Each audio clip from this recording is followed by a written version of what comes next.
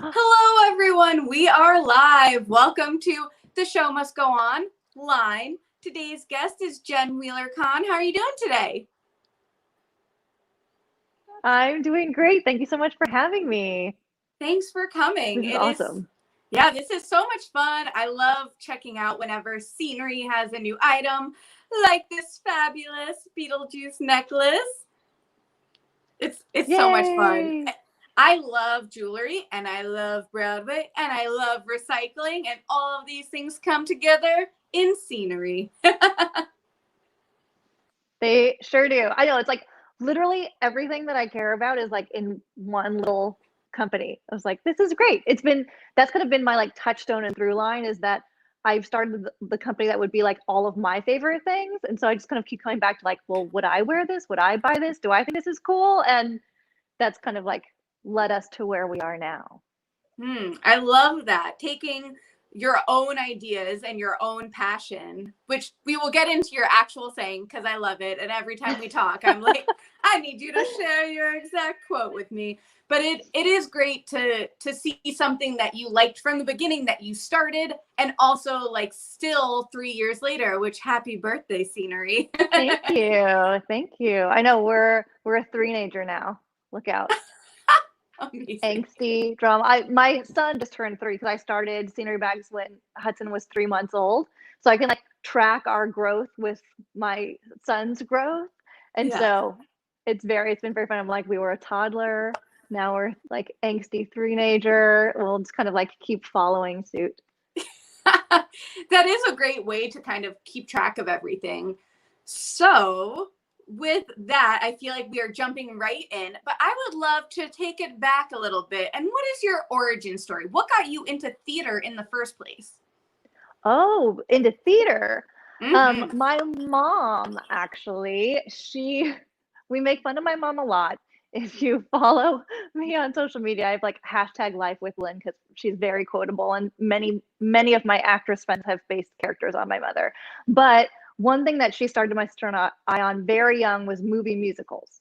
We grew up on American classic movie and TNC and like all the things. Doris Day. My sister and I started a Doris Day fan club, of which there were only 2 members, my sister and myself, and we like wore out the VHS of Calamity Jane. We were like raised on movie musicals. So my mom got us in love with that very early, and then I was actually a dancer from like the age of 2 through college, and so I think dance was kind of like my first love language into musical theater. And then I did musical theater as like from 8th grade through senior year and loved it. It was like my whole adolescence.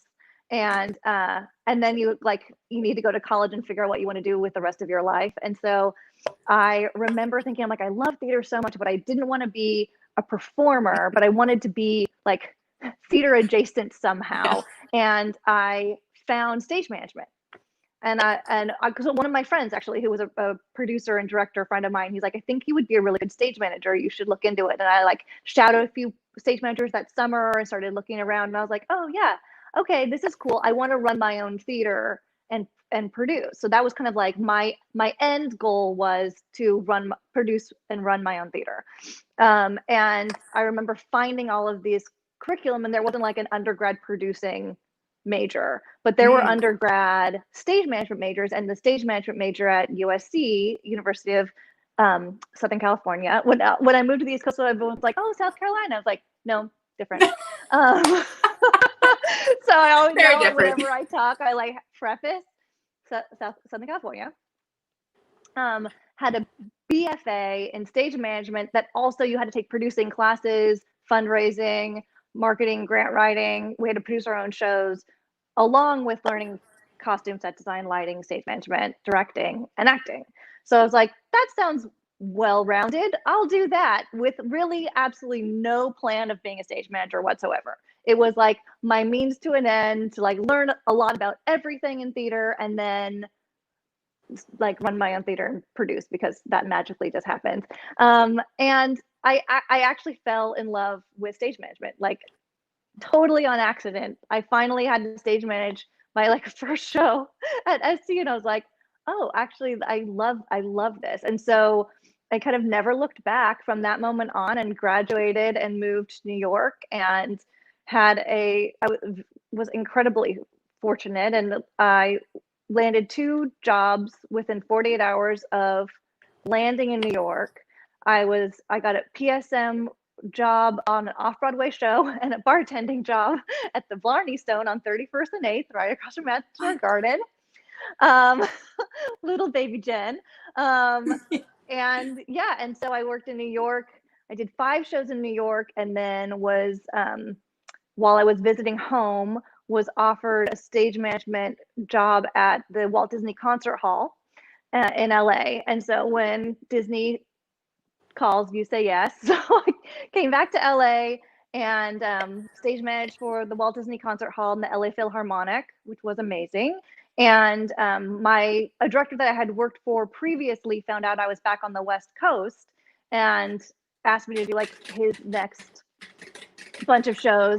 I ended up working with him for like 8 years as his like personal stage manager of his shows. I'm gonna pause you for 1 second. My fan is having a life of its own and is not plugged in and is still turning. All right, it stopped. I think there was just a flow in the air. Yeah. Oh. It's like Beetlejuice. I know. Beetlejuice is in the air. Well, I know. I summoned him with the jewelry, so sorry about that. No, that's amazing. I wanted to be able to hear you, and that was so weird. I hope that doesn't happen. I also, right before you start again, I'm hearing the audio peak a little bit, and it's like cutting in and out. I don't know if that's on my end or something with you, but I've noticed that if I don't say something and then it was easily magical. Yeah, maybe it was something, I don't know. Now it's okay. I don't know. I just have my little earbuddy in. Okay, maybe I'll just like need to tone it down and not talk so loud. Calm down, Jen. Let me just like give me a little peak indicator when it happens, and maybe I'll be able to like, mix my own sound over here. She can do everything. Techies too. Well, so then I was back on the West Coast, and then I started working for the Old Globe Theater in San Diego and La Jolla Playhouse. And I worked for the Old Globe and La Jolla Playhouse for 8 years, stage managing for both of them, because they kind of use the same San Diego pool of stage managers, and really had no plans of working on Broadway. Like, I love Broadway. Broadway, if you work in theater, Broadway's like the goal, but it wasn't really like in my life plan necessarily. I was very happy like spending the afternoon sailing and playing beach volleyball in San Diego and then going to show call. Like, that was really fine for my life. Yeah. And then my husband, who was also a Broadway stage manager, decided he wanted to go back to grad school and got into Columbia's MFA in theater management and producing. So he did that. That brought us back to the East Coast for the first time as a couple. Oh. And I was lucky enough to be doing Hunchback of Notre Dame at La Jolla Playhouse, and they kept me with the production, and we moved to Paper Mill. So that was my first New York show. And then Scott Schwartz, the director, took me with him to stage manage at Bay Street, his theater in the Hamptons, which was awesome. And then I worked for Williamstown Theater Festival, and then Michael Arden, who was the lead of Hunchback, asked me to do Spring Awakening, the Deaf West revival on Broadway. And that was my trip to Broadway in a nutshell. Was like not at all what I had planned, and amazingly fortunate that was ended up being my story.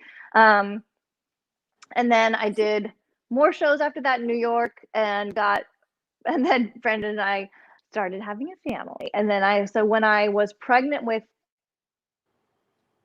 Hudson, I was very, very sick. And so I did like every reading in New York because I couldn't do a full show because I was so sick during the pregnancy. So I think I did like a ridiculous number of readings. I was like New York's reading person.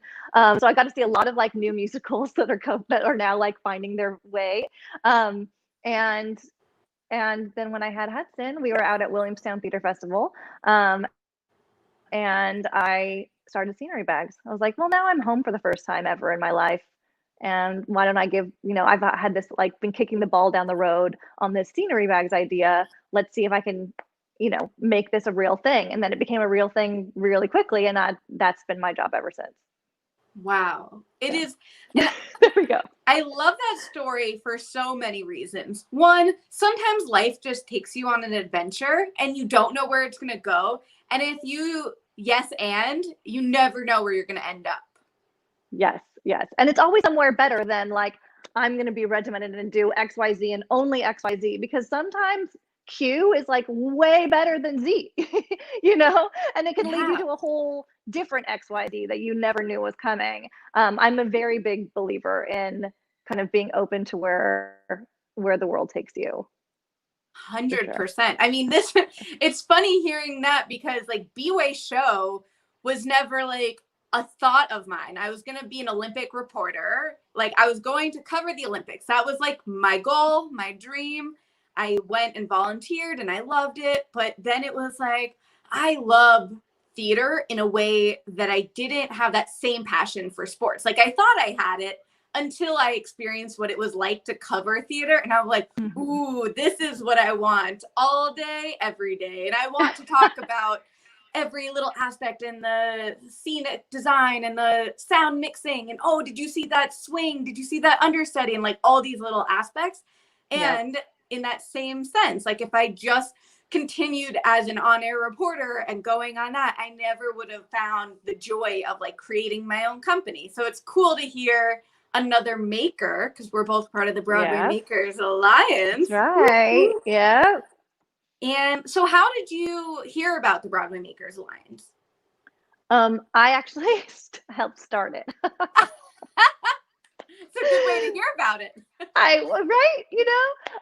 Make your favorite thing. But so Andrea and Will, this was Broadway Con 2018. Yes. And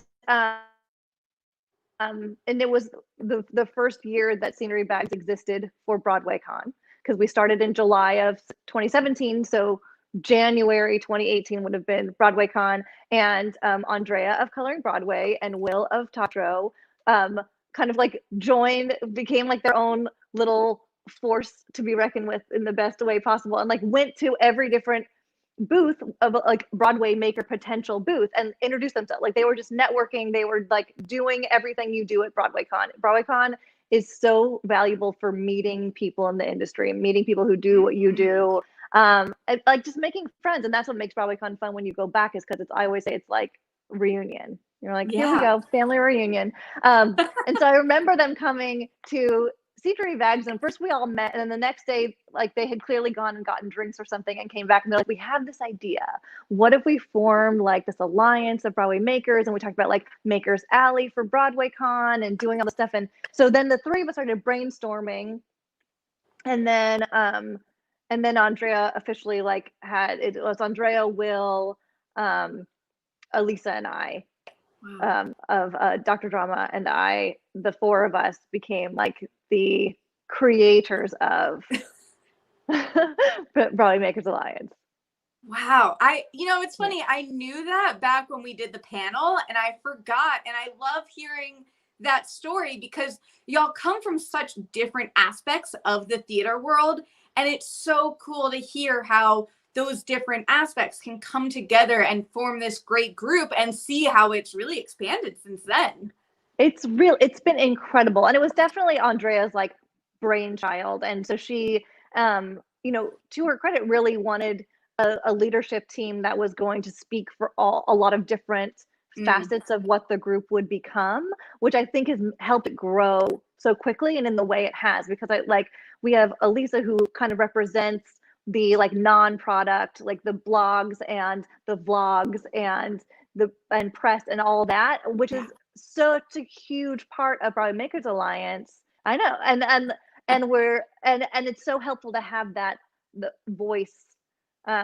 Kirsten now is on leadership, and she's kind of taken that voice on as well, because there's the product makers, not that they're louder, but when you have something tangible, it shows up in a different way. And so having someone on the team that can be a voice for what's going to be helpful for everyone in the community is really, really of benefit to everybody.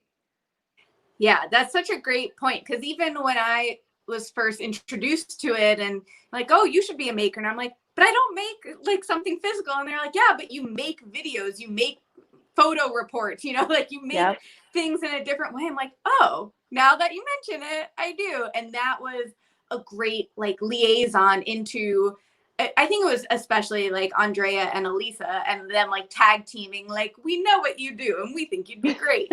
but it's true. And it's, I mean, and it's such a huge benefit to the whole, I mean, like right here we are. I'm being interviewed for your show, which is amplifying Scenery Bags and Broadway Makers, but it's all because it's brought, this community of people who love Broadway and do something that's Broadway adjacent together. So we can just kind of like use the hive mind to make the world a better place. Yes, I love that.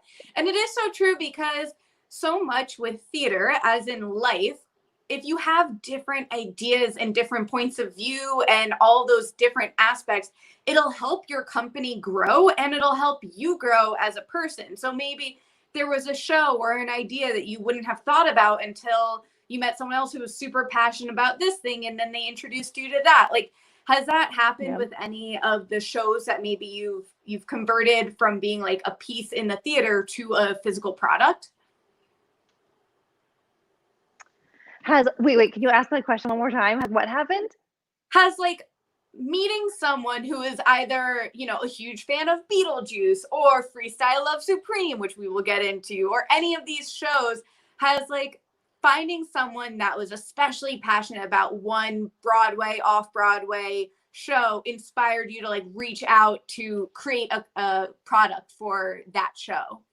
Yeah. Okay. So yes, in many different ways, because it's so funny.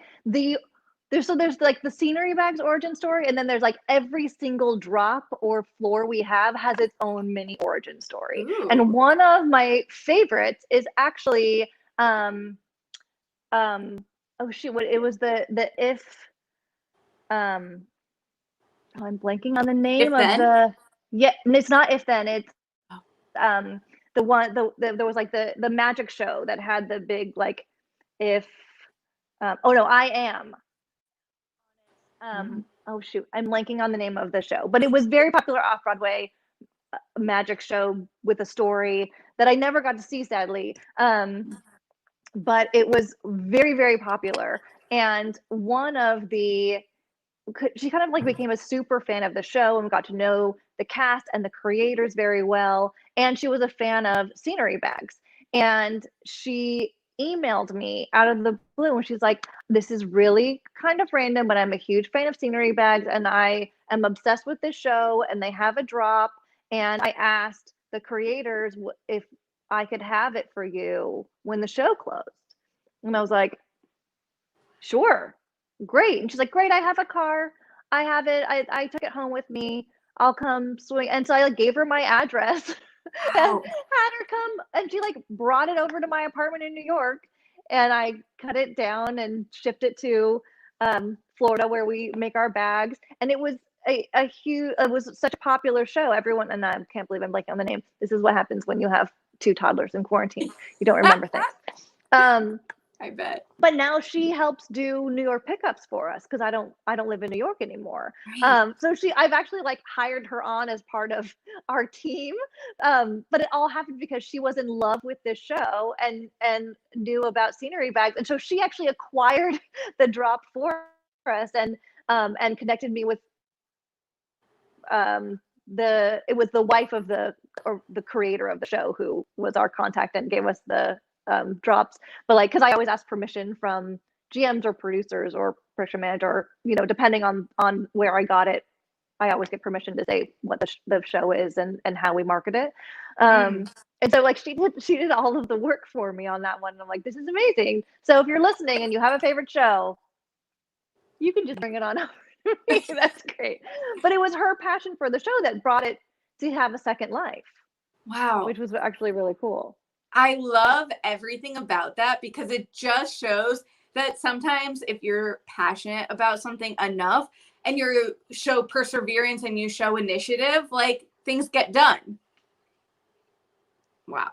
Yeah, absolutely. I want to get into the origin story of Scenery. I first am going to see, I feel like it might be like ruffling up against your hair or something. Oh, is it my hair? Here. So I'll just put it back. Let's see.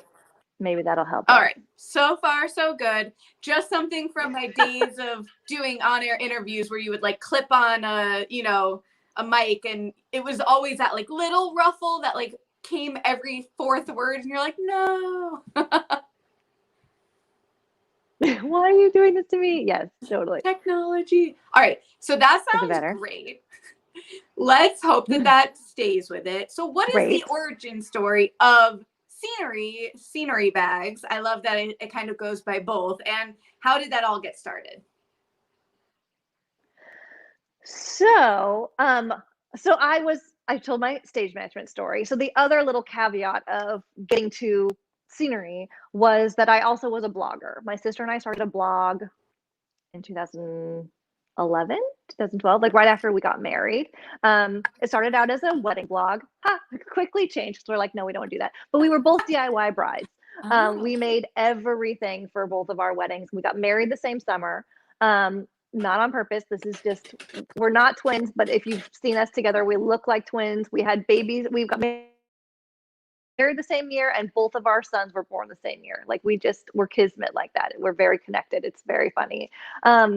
But we made everything, and our weddings were featured all over the place. And so all of these brides started reaching out to us asking, how did you make this? Where did you get it? That kind of thing. And so we're like, well, let's just start our own blog and just basically tell them how we made everything for our weddings. So we did that. We started the blog Linen, Lace, and Love because it was in the days of like cupcakes and cashmere. So that's like how you named your blog. And it doesn't exist. Don't try to Google it. I've stopped paying for hosting. It doesn't exist anymore. Sorry. And so it was DIY. Then it was DIY and some like upcycled fashion. And then it started and then my sister was hired to be what became like the art director of Evite, and she did all these party styling, which she kind of like what she was doing for the blog. And so she's like the amazing DIY, like calligraphy, if you name it, she can make it look beautiful. I am not that person. I am creative, but I'm not as artistic. And so when she left, we took a pivot into things that I was more passionate about, namely give back in ethical fashion. And so it was like upcycled fashion and then give back in ethical fashion. And that was really, I had a huge heart for these companies that had a give back component, that were striving to make the world a better place, that were fair trade, that were ethically made, that were upcycled, like any of those things. I was like, I'm on board. You've got my money. Tell me your story. And so I made all of these friends in the like give back in ethical style world as a blogger. And so I had like my blogger side and my stage manager side, and one was kind of the outlet for the other, but I never thought that they would have anything to do with each other. Like being a like fashion blogger was my balance to like only wearing black and hiding in the dark. Like that was kind of like my yin and yang. And so when I had the idea for Scenery Bags, it was like, well, okay, well now my entire existence just makes sense. Like, of course, it would be my love of theater and my love of like upcycling and style, and all of these things can like marry in one happy little ball. And then of course, because of my work in give back and ethical style, I knew that if I ever started my own company, it would have to have some kind of give back component.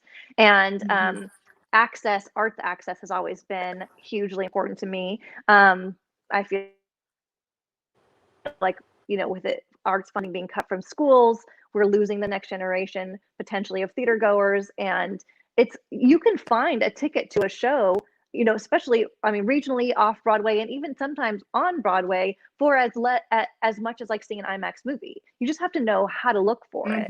And so all of that is just access and vocabulary.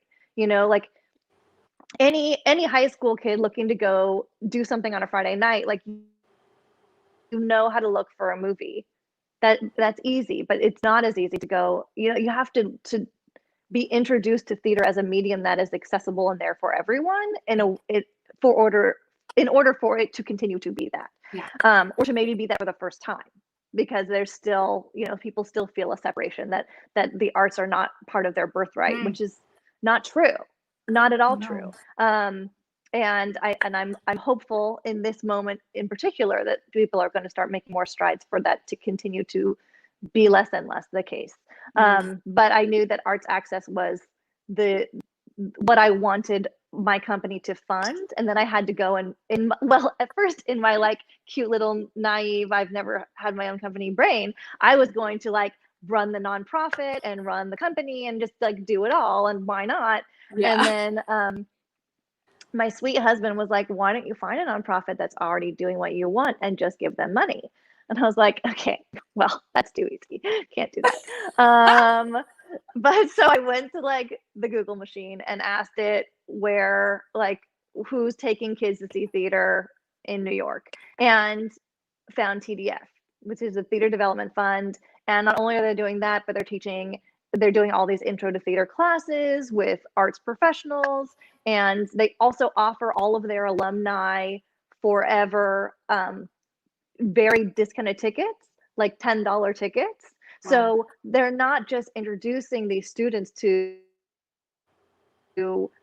theater and to dance and to art in general, but they're also making it possible for them to continue to be a patron of the arts long after they've graduated, which is they're just amazing. I can't tell you enough good things. Everyone go support TDF.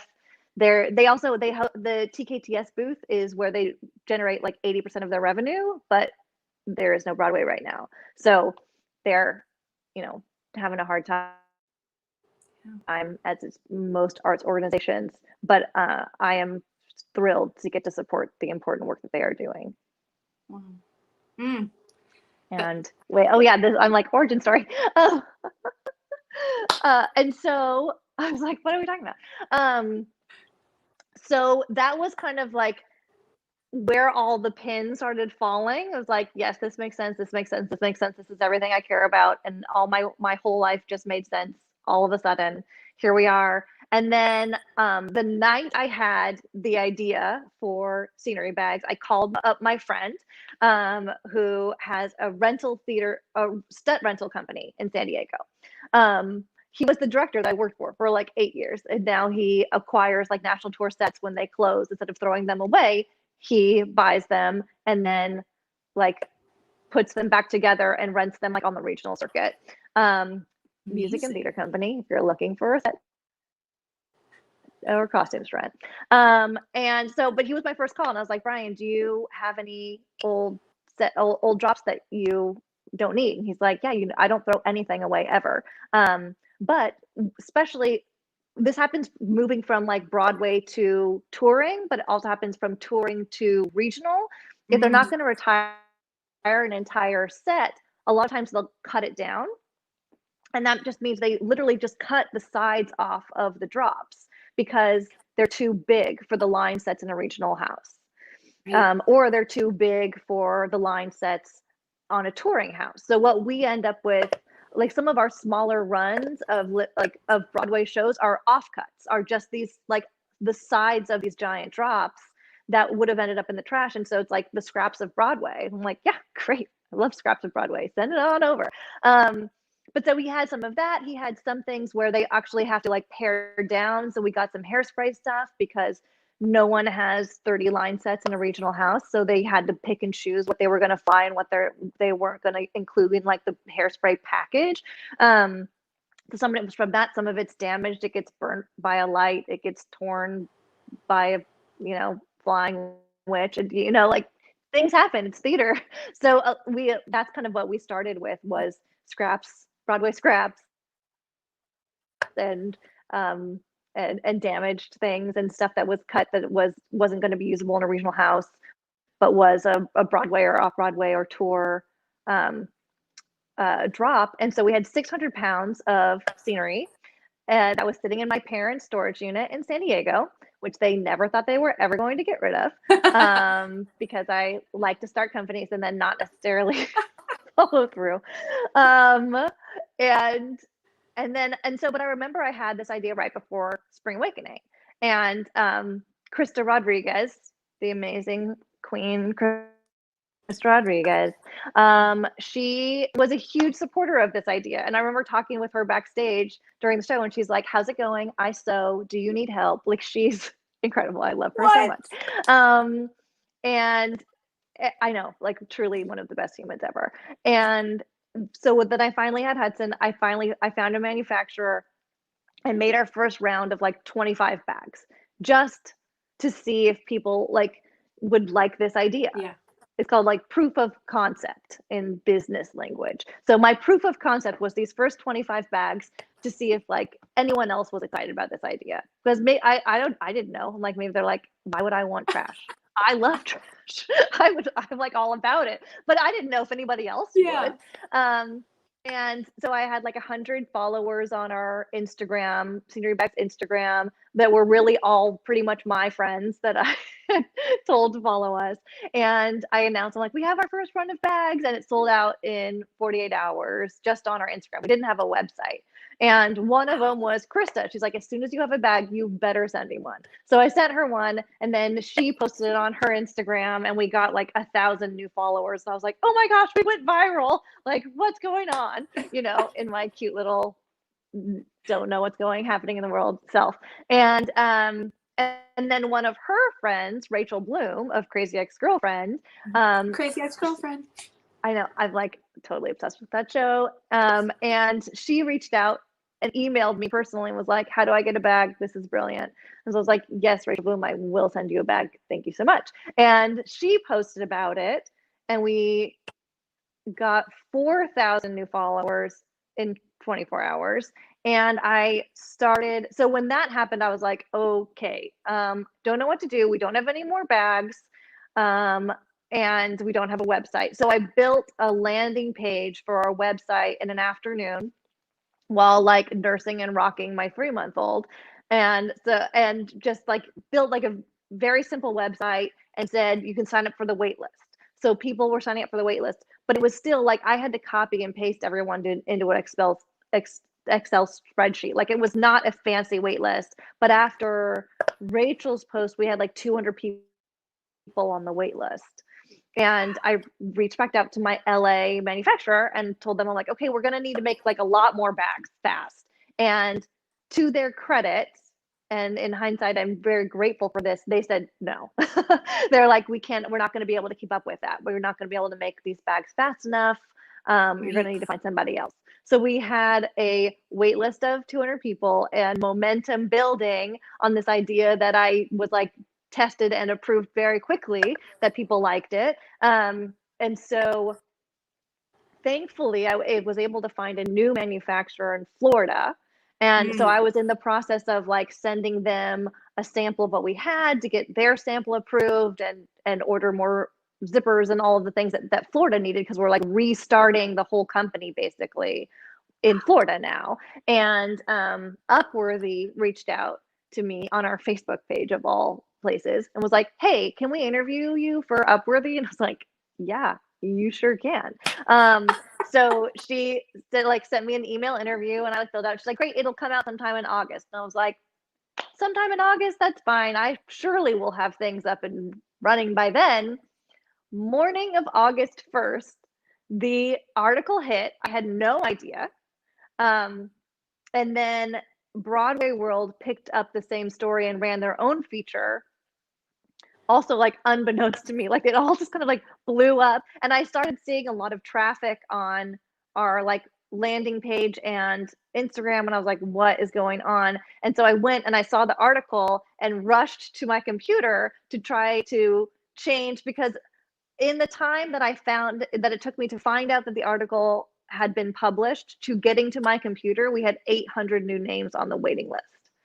And so I put up a pre-order that was just like, we will let you choose the drop. I will get in contact with you. But if you want to pre-order one of our next drops we're going to cut, pre-order here. And within 48 hours, we had sold 4,000 pre-orders. What? Yeah.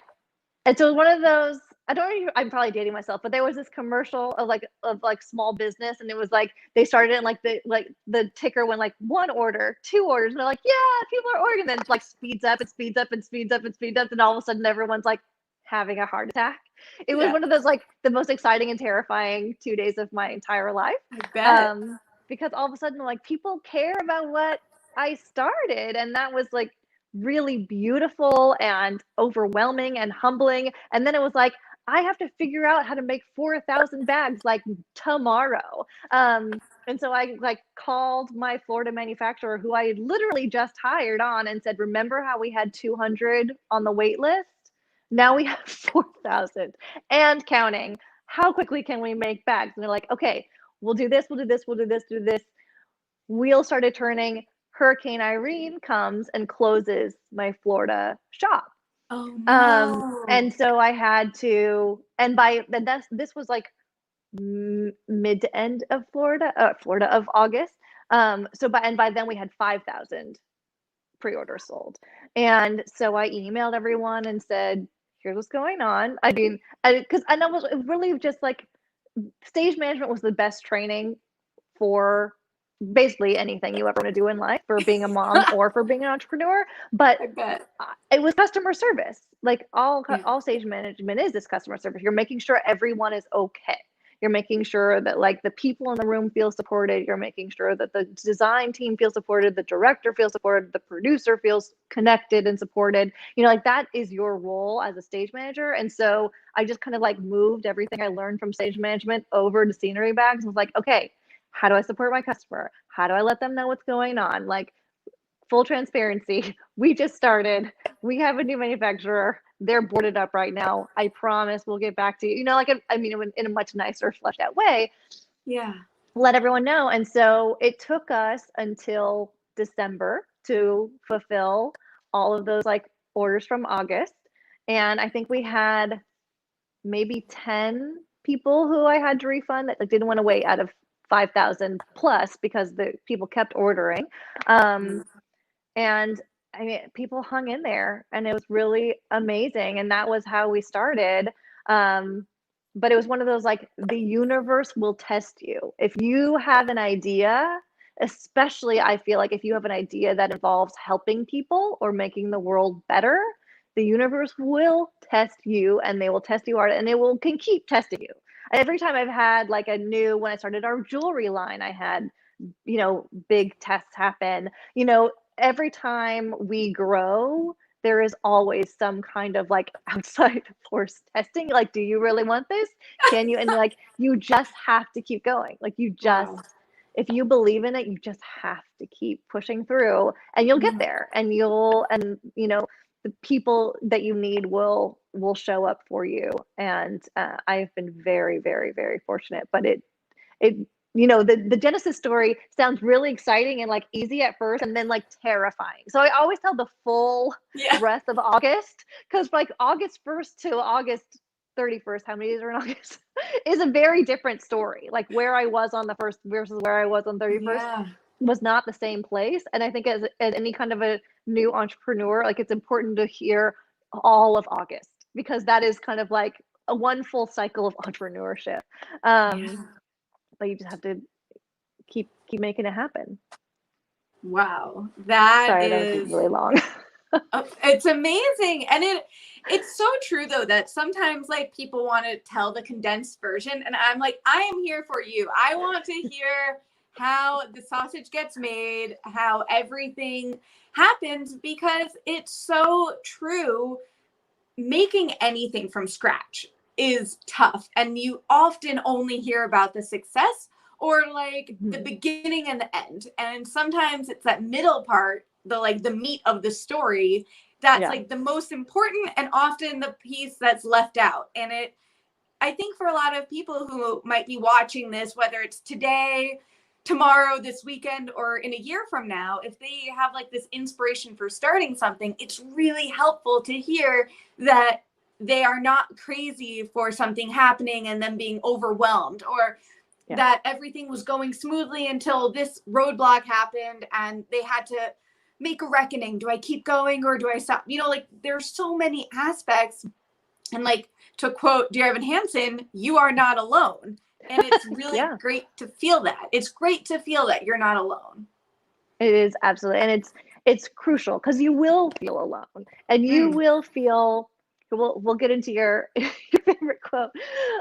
You will feel unqualified. You will absolutely, there is so much out there, and then you're constantly comparing yourself to other companies and other, like, I don't have a business degree, I don't sew, I don't, you know, like, imposter syndrome is such a real thing, and it's so easy to fall into that and just spiral into the negative of like, I shouldn't be here, someone with a fashion degree should have this company, it's like I'm not doing a good enough job, whatever it is. And then, but it's not about that. It's about the fact that you care, and your passion qualifies you. Your passion is what gives you a seat at the table. Your passion is what got you this far. Your passion was what started the company in the first place. And Sarah Blakeney, who invented Spanx, who's awesome.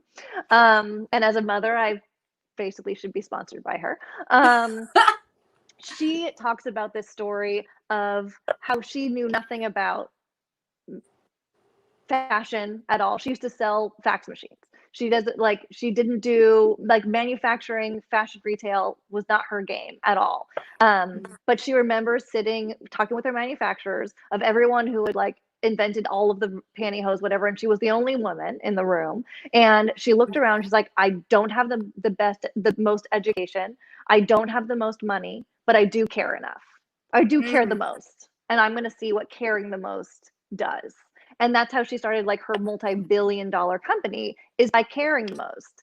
And I think that goes a long way. And especially if you can put that into every facet of your company, like care the most about your product, care the most about your customers, care the most about your employees and who's making your product. You know, all of those different things, caring the most, having the most passion will ensure that you are taking the best care of that company. And so you deserve every seat at every table that you need to be at to further your business, because you care the most, and no one else is going to care as much as you about your baby, about what you started.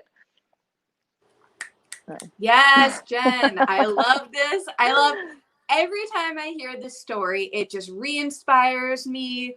Your passion qualifies you. It's like I hear that in my brain all the time, because even creating the show must go online, there were so many other companies that were creating interview platforms when everything went into this COVID situation, right? And there were people who had their producers and directors and this and a co-host. And I was like, I'm going to do everything myself, and I'm going to reach out to people. I'm going to figure out StreamYard versus Zoom, and I'm going to find out this ring light, and, you know, all these like little details that the imposter syndrome was so real, and it was so everything. And then you just take a second and you think, well, this person said yes, and this person said yes, and this person who was just on messaged you and said how much fun they had, and you're like, oh, okay, cool. So maybe I'm onto something. And because I'm so passionate, there's an interest for other people to tune in as well. And that's why it's so important to have these conversations and hear from other people who do similar type of things, but also like in a different category, because being a maker, creating your own business and being a nonprofit or being a sole proprietor or whatever it might be, like, you had this idea because there was a niche that needed to get filled. There was something that like you found that other people were interested in, but maybe not in the same way that you could provide for them. And it's it's why I always circle back to your quote, and I use your quote and I credit you all the time in like everyday conversation, because it's so true. And I think I feel like I'm just repeating myself, but having that okay for yourself, the fact that you are so passionate and you were meant to do this. Like, I often sing Hercules to myself, like, this is where you're meant to be. Yeah, but I mean, because if you don't, who will? It's our job. Yeah. Like, we have to sing that to ourselves. We have to remind ourselves almost daily that our passion qualifies us to be here. Like, we deserve our seat at the table. We created this thing from nothing. We made it happen, and here we are. And we're just gonna like keep kicking the can down the road and see where it leads and stay open. But it's just, if you care the most, that gets you a long way, I think. That's so true. And you kind of touched upon this earlier when you were talking about someone else, but do you find that being a female-owned business comes with either different things that you have to deal with, or you feel like I need to represent, female empowerment, and like all these different things that come along with being a woman and a mom? Yeah, I mean, it's been a wild ride. And because I do think that there are things that I learned as a stage manager that have helped me navigate working with manufacturers, and I've also been very lucky. I mean, both of my manufacturers, small side note because it's kind of tangential, but so my bag manufacturers that make all of our bags in Florida make what they do is make fezzes, like fraternal fezzes, like Bye Bye Birdie fezzes. Wow. But they have a sew team.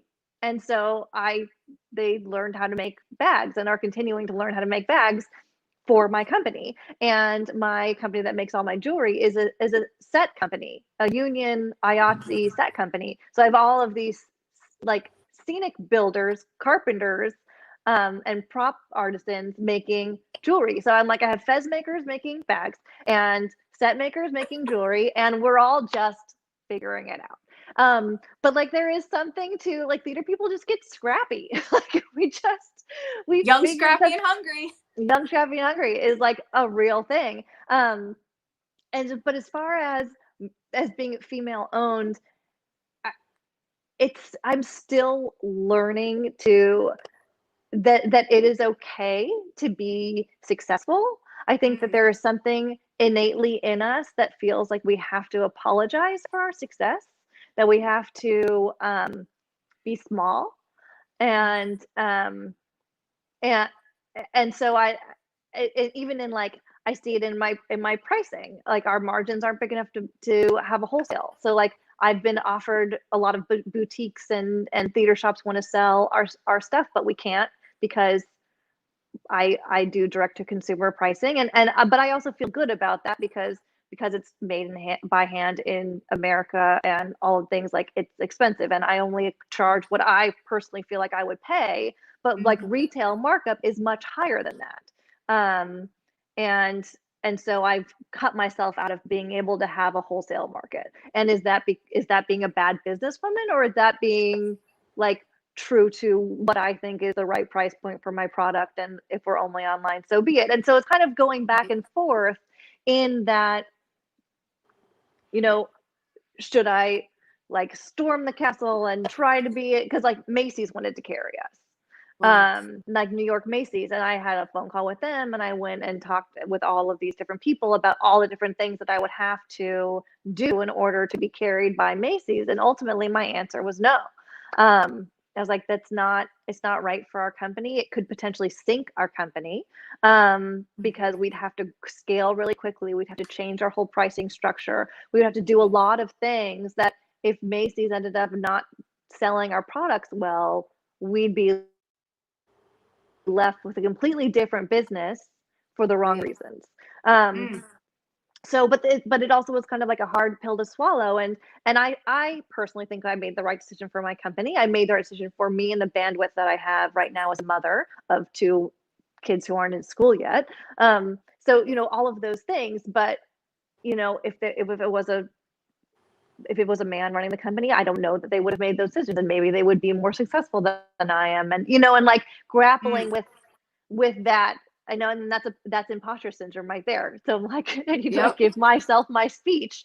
But, sometimes I'm like, well, our company would be doing so much better if someone would have like come in and charged way more money and gotten us in Macy's and done all this stuff. Like we'd be a different company. And that's ultimately not, that's not right for our brand, or at least it's not right now.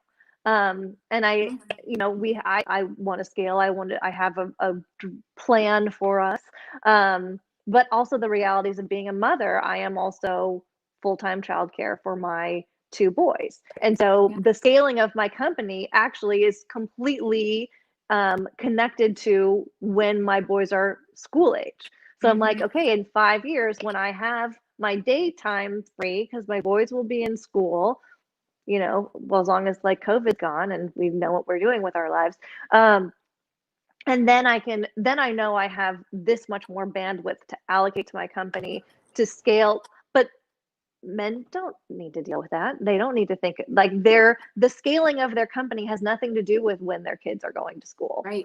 And that's a real thing that female entrepreneurs, specifically mother entrepreneurs, have to deal with.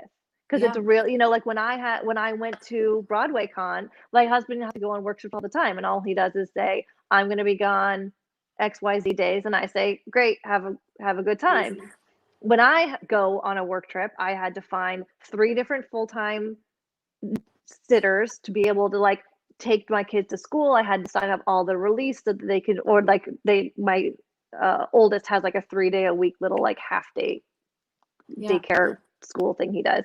So I had to like get that situated. I had like a whole binder of information with all their sleep schedules, with the bottle where I had to make sure I pumped enough milk to leave my youngest.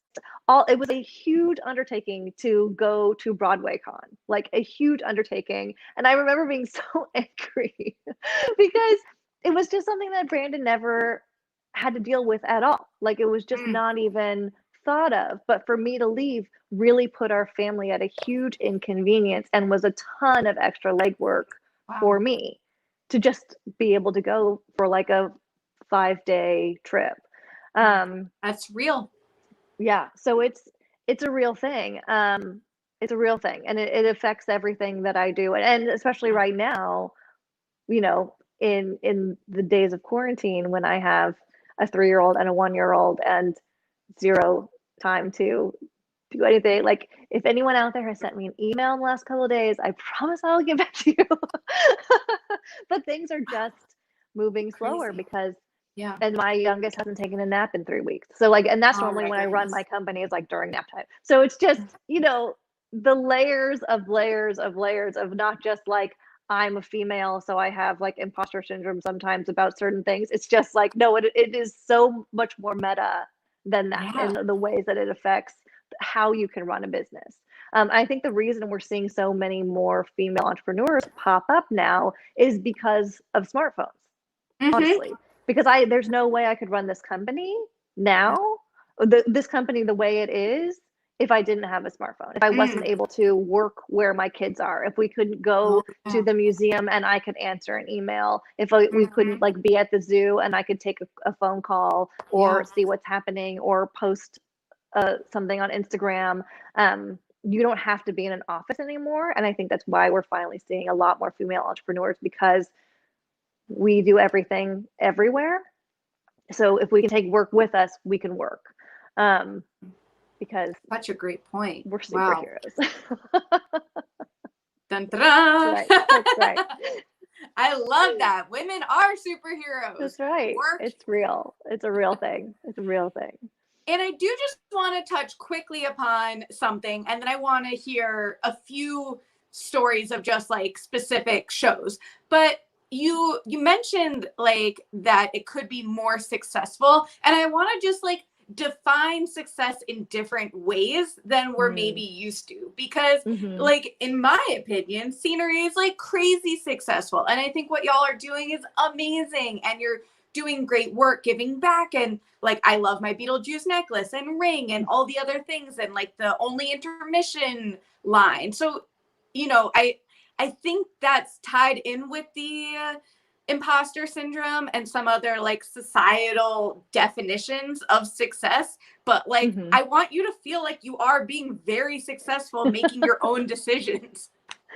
Thank you. I really appreciate that. And it's one of those, like, you know, the quote that circulates through the internet is that comparison is the thief of joy. And it 100% is. And you look at these established companies and what they're doing and what their numbers are, and you're like, oh my gosh, we're failing, you know. And also, it's the other thing that, like, no one can see what's in your brain but you. But I'm comparing where Scenery Bags is physically with like my dream of Scenery Bags. And so I see this huge chasm where anyone else looking at us from the outside sees, like, you're still managing to put product out right now. Like, that is a win. And my husband is very good at reminding me, like, you're still moving things forward. Like, this is a really hard time, but you're still selling. You're still doing things. You're still providing, you know, something tangible, a piece of something that people are missing right now, which I think is also so, like, right now for me, what is so important is that, like, I know that what we offer is something that like people really need right now. Like, it's a joy, it's a piece of joy and memory that I think is like a huge mental health boost. And so I'm like clinging to these things to kind of help me move forward. But, you know, I have like a huge book of all the product that I want to roll out. And Brandon and I joke about how we have had to like untrain our brains from being stage managers, because when you are a stage manager and you write a report every night and you say, I need a model set with 3 moving drawers on castered wheels that's 8 feet high and you can tap dance on, and we need it by tomorrow. If you're working on a Broadway show, that will be in your rehearsal room tomorrow.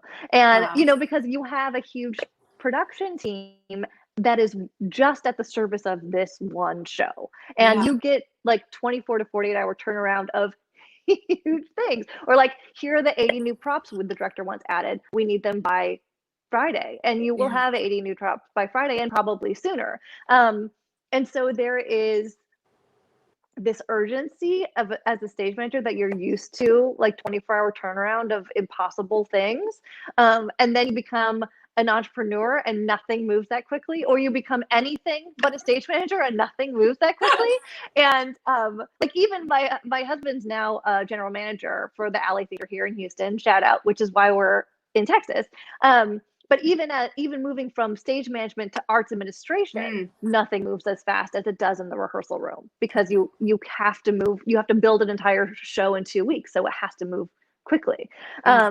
And so I'm constantly getting frustrated about how slow things happen, because like, we'd have 8,000 new products if it were up to me, and we'd be like getting something out every week, because I have all of these, like, I love brainstorming. I love the ideas behind everything, and like telling a story and how we're going to do it and whatever. And so we have 2 storage units in Florida full. We have a storage unit in South Carolina full of things that I want to push forward, but I can only move so quickly. And so I think for me, I know, like, I feel an urgency to push things out faster so we can use more of what we have, because that's our whole mission, is like, we have been entrusted with someone's trash, but we've been entrusted with something that we've promised to use.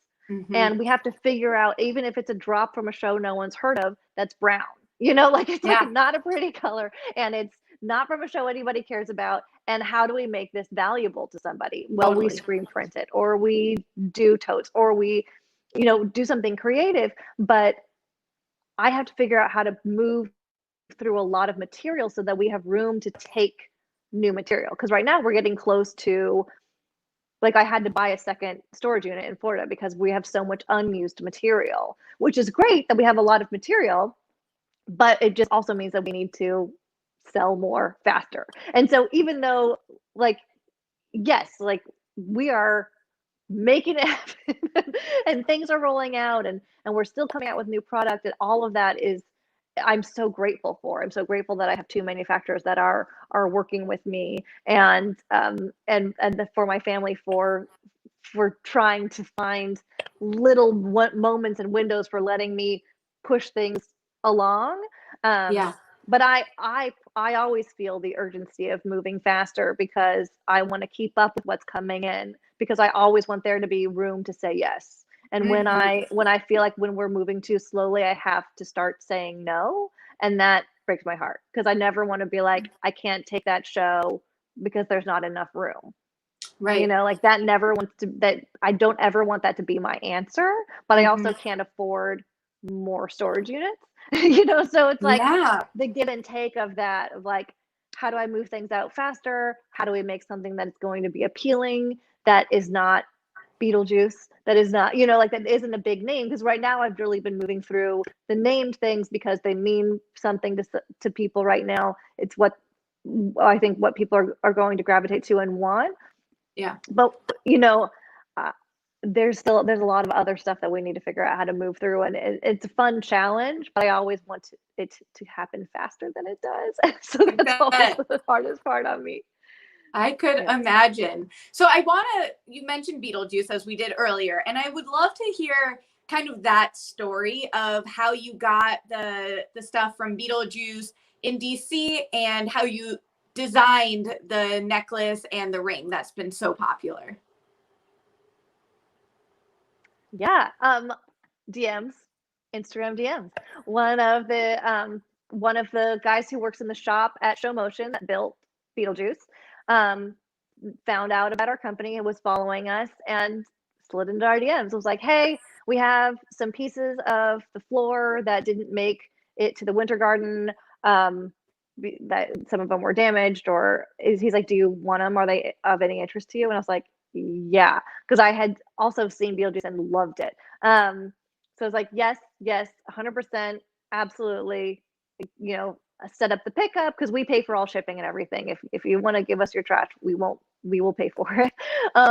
And so he shipped it down. I reached out to my friend at Bespoke, which is their GM team, and they put me in touch with the GM team for Beetlejuice to get permission to use it. I reached out to David Corrins, who's the scenic designer, who I actually worked with at La Jolla Playhouse because we did Little Miss Sunshine. He's back. We're talking about Beetlejuice again, and he came back. Oh my gosh, this is crazy. And I reached out to David and his team, and they also gave us permission. So I like checked all my little boxes to make sure, because I mean, I always ask permission, but when it's a show that is still running, I ask permission from like anyone I could possibly think of. It's not just like from one place. I'm like, I ask from everywhere because it's a little bit. I mean, a show like Beetlejuice, so I was like, I need to make sure that everyone is on board with us having it. And they were so on board that they marketed it for us, and we did a giveaway with them. I mean, their whole marketing team was like 100% behind this whole thing, which was really cool. But yeah, it's because someone from Show Motion DM'd us and was like, hey, want some of Beetlejuice floor? And I was like, yeah, I do. And so then I was thinking about what it was going to be, and we saved it for Halloween because that seemed appropriate. And I lost you. I'll keep telling my story. And that seemed appropriate. Technology, come back. I know. Well, the first thing I actually designed was not the ring. It was coffin-shaped cufflinks for Alex Brightman, who's a good friend of mine, also we met doing a show at the Old Globe Theater in San Diego. And so I made him coffin cufflinks, which was the exact same coffin shape and size that is on the rings, if you have a ring. But I made, so Alex has a pair of cufflinks with those same coffins. And then I found the ring base that I liked for the ring. Hello. And use the same shape for the ring because I was like, I think it would also translate well to a ring. And And so that was the genesis of it. But it's actually started as cufflinks, which maybe I'll roll out the cufflink version one day, but they turned out really cool. So cool. I love that. And I know we're already over. I saw that you posted about Freestyle Love Supreme, and there are a lot of viewers who love Freestyle Love Supreme. So is there any fun thing you can share about that? Well, actually, like, we're open to suggestions. So slide into our DMs and let us know what you think. Because it is, so we have the whole back wall. We have 4,000 pounds of blue plexiglass that was like the whole back wall of Freestyle Love Supreme Broadway. And which is amazing. When they emailed me, it was the production management team on Loadout was like, hey, because I've worked with like pretty much every Broadway GM company and every production management company on Broadway. So either from like working on Broadway or through Scenery Bags, I kind of know everybody now. And so now they call me or email me and they're like, hey, we're doing Loadout of Beautiful. What do you want? And I was like, I'll take the floor and some of the back wall. So we have some of the back wall Beautiful too. Coming. So Freestyle Love Supreme showed up and it's like 3 inches thick plexiglass. And I'm like, oh my gosh, I don't know how to make anything wearable out of 3 inches thick, like super fashion bangles, like really big. So I was thinking like maybe bookends or maybe like wall art or maybe, but then, you know, if you saw the show, there's lots of patterns running throughout the plexiglass. So there are some places that are thinner and some places that are thicker. So the thinner places we could make wearables out of, we're discovering. So we're just starting to do our research and development on freestyle and figure out like what we can make, what's doable, what sections need to be what sections need to be something else. But it's definitely the most unique thing that we have tried to repurpose thus far. So if anyone has any other cool ideas, we're all ears. Because like the 3-inch thick sections, I honestly like, that's a lot of plexiglass. That is, and I will think about it. I will talk to my friends. We are very excited. I know when we saw that picture, we kind of messaged each other and we're like, ooh, this is so exciting. Yes, I know. We were like, because we heard that the Hulu documentary was coming out, but I'm like, there's no way we can turn something around fast enough. Right. That again, my whole like, I want everything tomorrow. Yeah. Patience. We're learning a lot about patience in this season. But Katie, the wonderful, wonderful Katie Oxman, who runs our social media, she's like, well, can we just like do a teaser, like spill that we have it? And I was like, absolutely, do that. That was a great call. Which was also great because it started conversations like this where people are like, what are you making? And I'm like, what do you want? Just tell me what you want me to make and maybe we'll figure it out. So I'm very big on feedback. I try to listen to everything that people email me or DM us that they want, that they've seen, that they like. So, you know, I love listening to what people are interested in. But on this one specifically, because it's a little bit of a challenge. So any good ideas? Bring them on. That is fabulous. I'm sure we will. And I'll even maybe clip off this part and tweet it out so people can hear that and respond, which would be fun. So on that note, where can people find you on social media and anything that maybe I didn't ask you that you came into today wanting to make sure to share? We are at Scenery Bags on all the socials and scenerybags.com on the internet. Come visit us. But yeah, we have bags and we have jewelry and we might have a home line soon. We'll see. So working on all of the things. Yay. Can't wait. Love everything about that. Y'all can find me at Bway Show. That's BWAYSHO, as you see all across here. From my wonderful friend Chelsea Hill, who designed this. So very cool. Shout out to Chelsea. And the show must go online continues throughout quarantine. So stay tuned to that. You can find me at bwayshow.com for the full list of past, present, future interviews. And we have a Patreon. So if you like what you're seeing, you can head over to patreon.com/bwayshow. Become a Showtreon. We do monthly video chats and weekly Tuesday trivia nights. What? Today's Tuesday. I'm getting ready for trivia in just an hour. Very excited. That's awesome. And please feel free to subscribe. That would be pretty cool. Big fan when people subscribe. And chat. If you have any questions, thoughts, someone that you'd like to see on the series, just message me.